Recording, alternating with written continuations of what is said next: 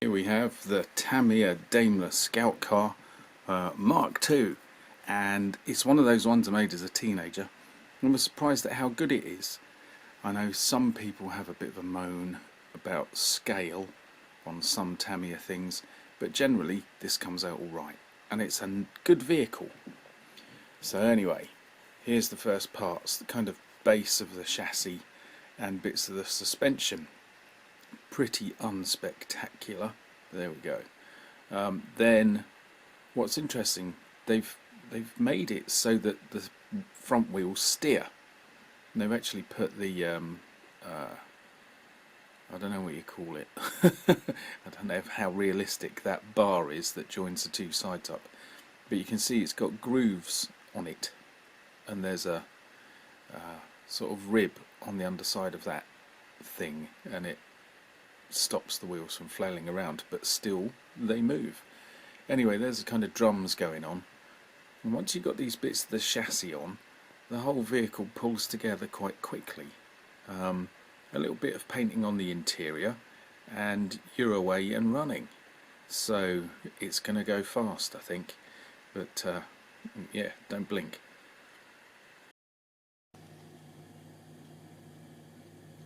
There's the major sections, I suppose.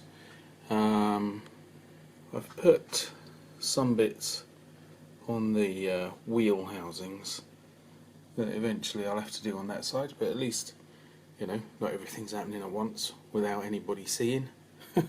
And there we are. Do you know what strikes me at this point? I know what a scout car is, but what was life like in a scout car?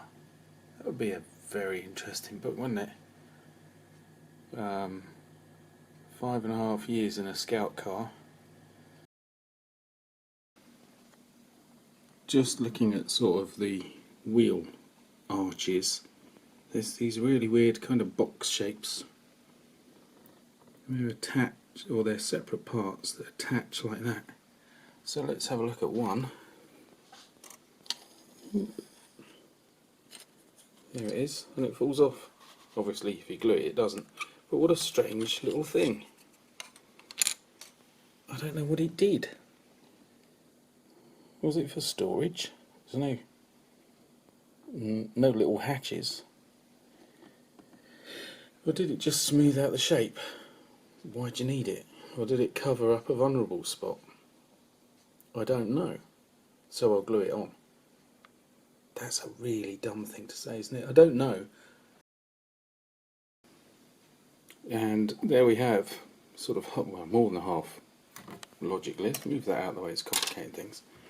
Then we have a slice through our little automobile, and I just realised this is the last decent moment to paint a few black bits, such as the steering wheel and the levers, so better do that before I go any further, I think. Oh, and I've got to put a little driver in. Yeah, that could get tricky later on. So, paint time. I couldn't resist sticking just a couple more bits on. We've got the back plate over the engine and the obvious one, wheels. And the temptation is to leave it like this. But it's a problem because really, as a cutaway, it's not very accurate, is it? Particularly as there's no engine, but the temptation's there anyway. So now's the time to do the painting, I think. Talking of slicing through the middle of stuff, this is what my dad used to do. This isn't a model, this is the real thing. It's of a Renault truck gearbox.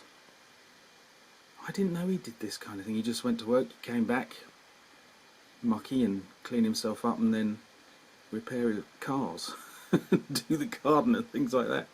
And we'd dabble with Airfix kits and other strange experimental things.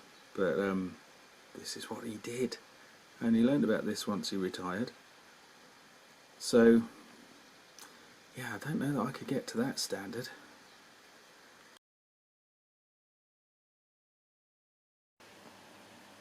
Now there we are, that's both sides on and the front. So these big, I was going to say lug holes, I suppose that's what they are, but that has other meanings. These grand holes are going to receive that, and then there's only a couple of little bits and it's done. I'm definitely resisting the driver. I feel like you could get a good, well, let's face it, you can't, not just a question of getting a good diorama out of this. It has a lot you could do with it, and cover it in baggage, you know. It has a kind of top that goes on. Maybe we'll have a look at those bits. What they did with them when they weren't using them, I don't know, but anyway. So you could have it open, closed, driving, you could have guys standing out the top with binoculars, all of that kind of thing. Very simple object, and that often leads to lots of variety. Yeah, I'm quite enjoying it. It's gone alright, there's been no big problems really, apart from that wheel didn't want to go on. It was a bit tight, but we got that sorted. So yeah, let's stick the last few bits on.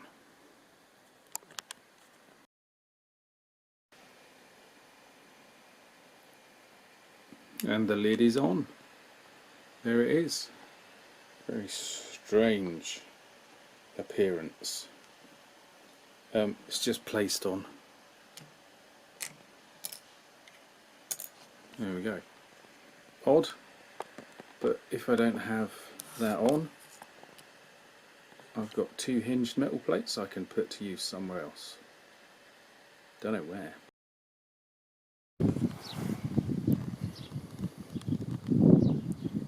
It's a weirdly bright day out today, so I don't know if I'm actually pointing at the little armoured car, which is a complete nuisance. So there it is, done. Nobody in it.